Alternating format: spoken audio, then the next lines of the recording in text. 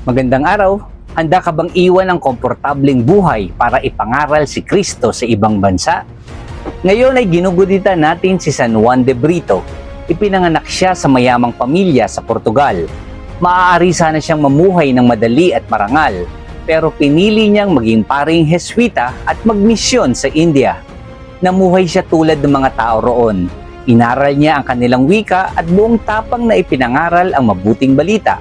Marami ang naniwala pero may mga tumutol din. Siya ay inaresto at pinagbawalan na mangaral tungkol kay Jesus. Hindi siya umatras. Noong 1693 pinatay siya dahil sa kanyang pananampalataya. Itinuturo sa atin ang kanyang buhay na maging matapang at tapat sa Diyos kahit mahirap. I-follow para sa araw-araw na inspirasyon mula sa mga santo. Like, comment at share upang maipalaganap ang pananampalataya. San Juan de Brito, ipanalangin mo kami.